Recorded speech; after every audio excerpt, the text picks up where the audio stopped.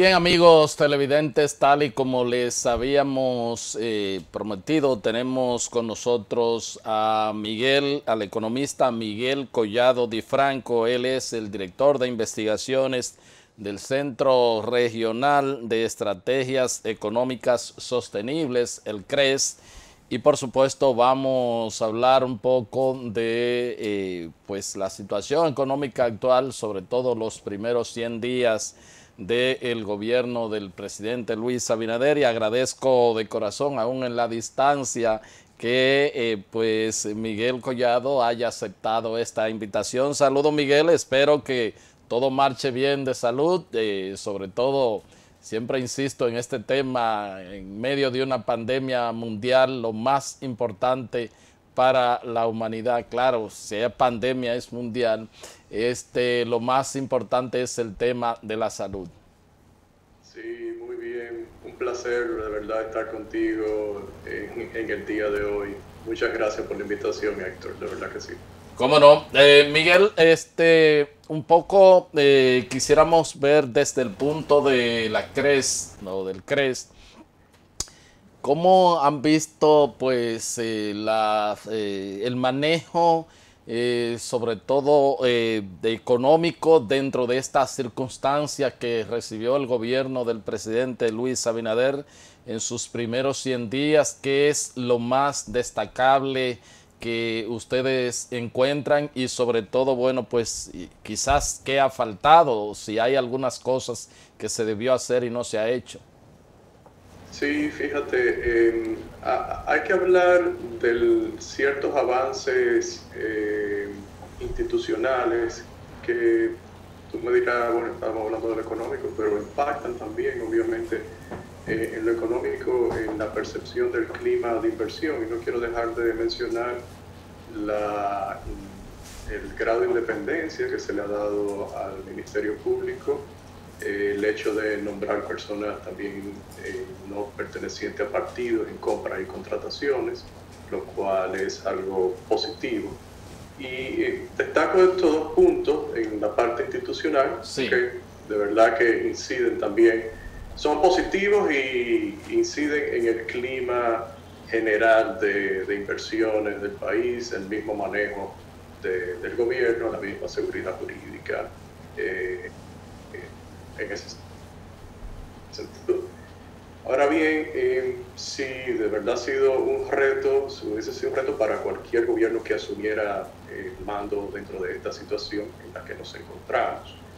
Lo principal que hemos visto como positivo ha sido la decisión de reducir el déficit fiscal de un 9 punto y algo, nosotros estimamos tal vez un 9.3% del Producto Interno Bruto para este año 2020, de acuerdo a las estimaciones del mismo presupuesto complementario elaborado por las autoridades, llevarlo a un tercio, llevarlo a un 3.0, 3.3, dependiendo de cómo uno estime ese déficit para el año próximo. Esto es, de verdad que es importante, el reto que se han planteado las autoridades.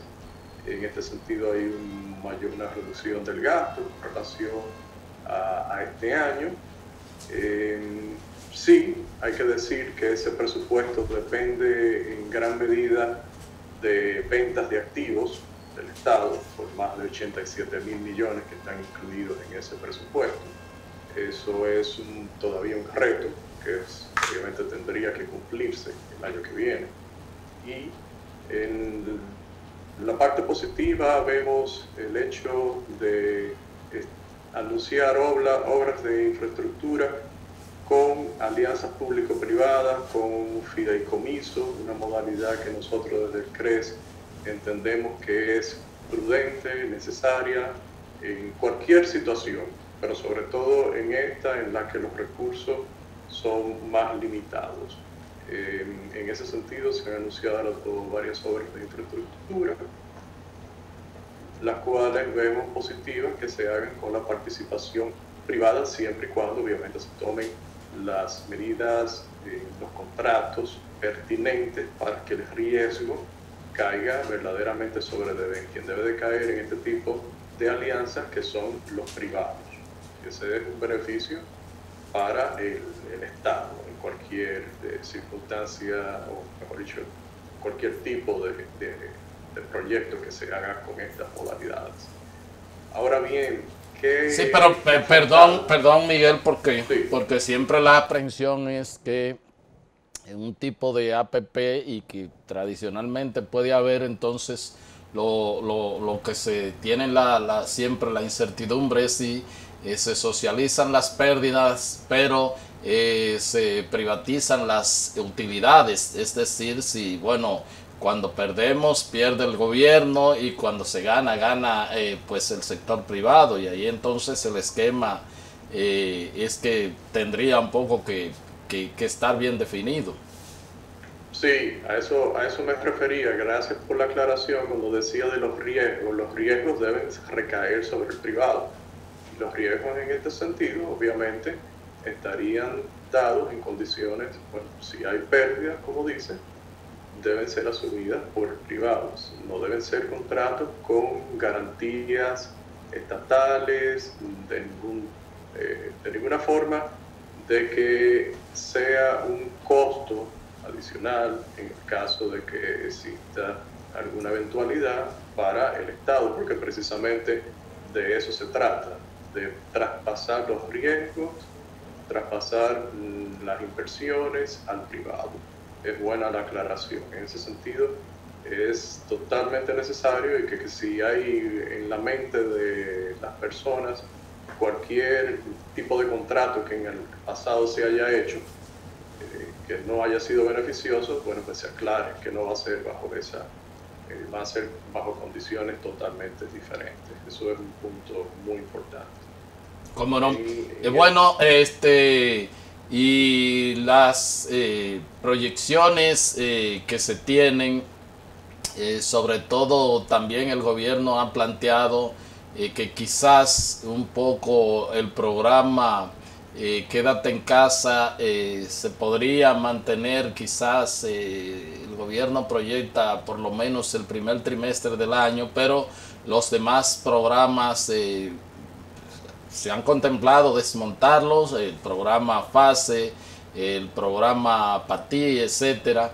Y entonces todavía cuando no se tiene claro el fin de la pandemia, aunque se piensa que ya pues con los avances de la vacuna podríamos en el mes de marzo, ha dicho las autoridades del Ministerio Público, se podrían estar aplicando pues las vacunas, y porque todo depende el próximo año de esa variable que no controlamos, que es el tema sanitario.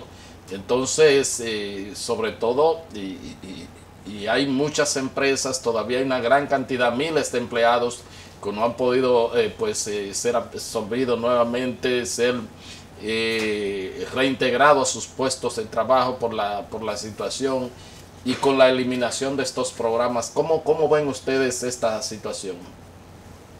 Mira, vamos a ver, la República Dominicana ha sido afectada en su sector externo, en la parte de turismo, obviamente, y exportaciones, sobre todo. Exportaciones, a las últimas estadísticas del Banco Central planteaban una caída de más del 9% con relación al mismo periodo del año pasado, enero-septiembre.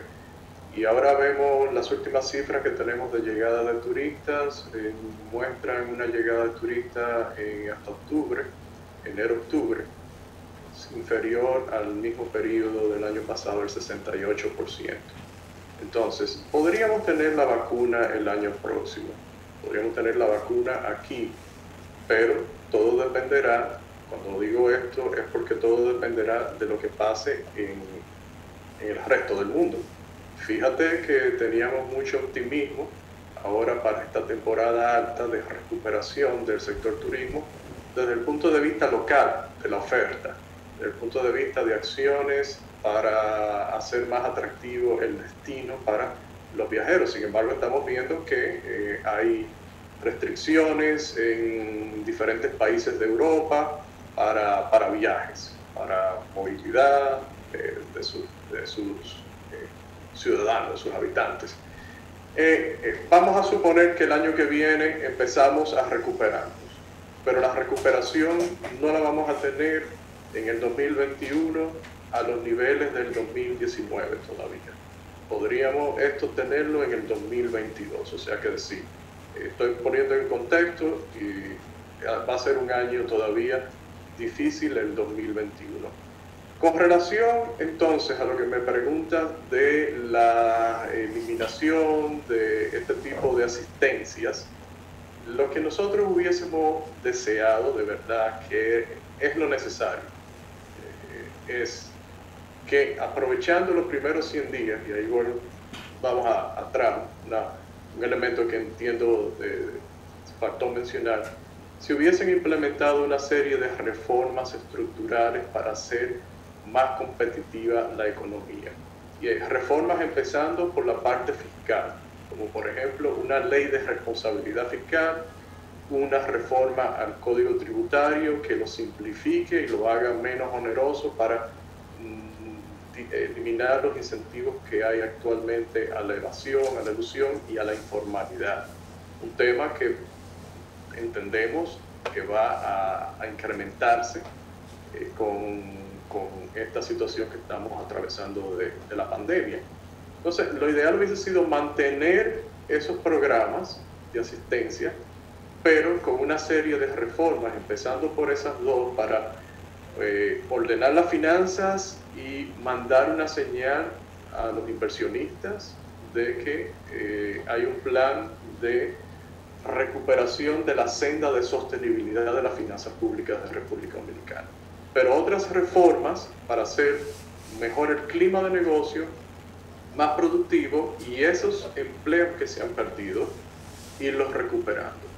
Sin esas acciones, independientemente de lo que pase en el sector externo, independientemente de si tenemos la vacuna temprano, la recuperación va a ser más difícil aún, porque República Dominicana ya traía estructuralmente un tema de competitividad y ahora se agrava. Tú necesitas recuperar esos empleos que tú muy bien mencionas. Entonces, yo entiendo que en el año que viene no debe perderse mucho tiempo haciendo reformas de este tipo, empezando con las que te mencionaba, fiscales, que la ordena la misma Estrategia Nacional de Desarrollo, una ley de responsabilidad fiscal y una modificación al Código Tributario que lo haga de nuevo más simple y menos oneroso, porque en estas circunstancias que estamos es más difícil todavía para los contribuyentes cumplir con el mismo y para recaudar. Lo que estamos proponiendo es un sistema que permita a las personas ser incluidas en el mismo y evitar estos temas de informalidad y de evasión, y por tanto hacer más productivo la economía y aumentarían la recaudación. Y bueno, pues y entraría en juego ahí lo que es el gasto fiscal, porque se dicen que se dan muchas exenciones y exoneraciones que inclusive he visto informes de organismos internacionales como del propio Banco Mundial y Fondo Monetario Internacional que dice que hay muchas hay un alto componente, un gran componente de ese gasto fiscal que realmente no se justifica. Fíjate, la única forma de poder ir eliminando las exenciones es precisamente teniendo un sistema menos complicado, menos complejo y menos oneroso, es decir, de tasas más bajas, como fue la modalidad en República Dominicana en los 90, el Código Tributario de 1992, eso fue lo que persiguió, mientras los países desarrollados, los países pertenecientes a la OCDE tenían tasas en promedio de impuestos sobre la renta a las empresas superiores al 40%, República Dominicana las redujo al 25%, se aumentaron sus ingresos, hubo mayor actividad económica y mayor empleo, reducción de pobreza, bueno, claro, junto con otras medidas que se tomaron. Bueno, lo que se persigue en esa ocasión fueron eliminadas las exenciones que existían. Lo que se busca en este caso es que las exenciones se asegure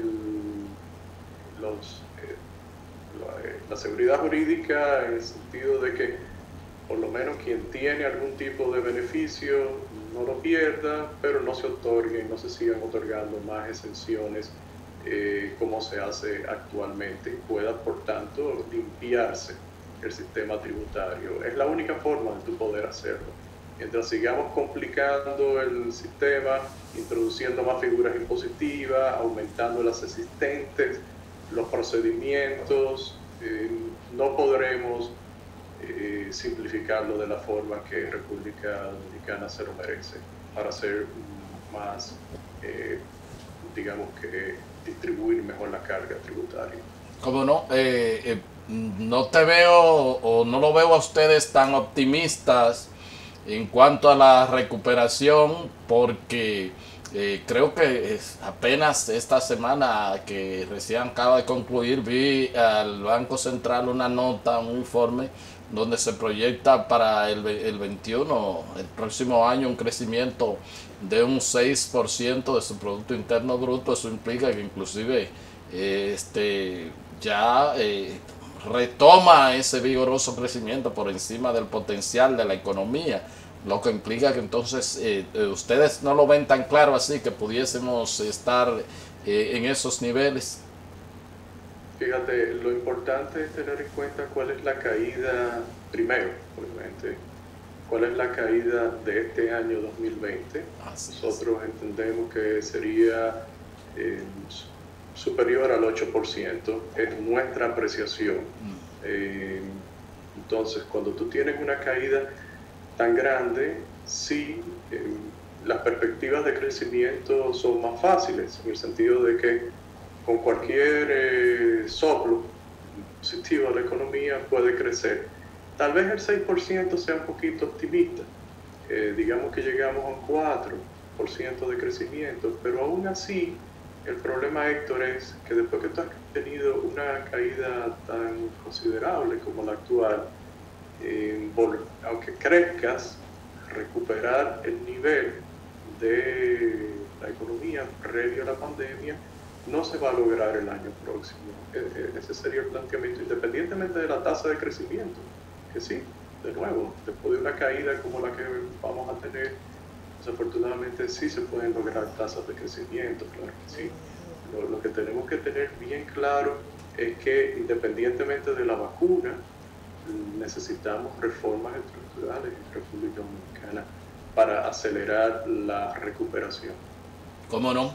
¿Cómo no? Y como tú dices, un 6% con respecto a este año, de un desplome de más del 8%, es con respecto a un mal año, a un año de una debacle. Pero si fuese con respecto al 2019, entonces no sería el mismo porcentaje. ¿Qué sería medir claro, con un año normal? ¿Verdad que sí? Claro, claro. Crecimiento de 6% bajo condiciones normales, sí, es más, obviamente se sentiría más definitivamente que en la situación en la que nos encontramos ahora mismo, precisamente por la contracción del 2020. ¿Cómo no?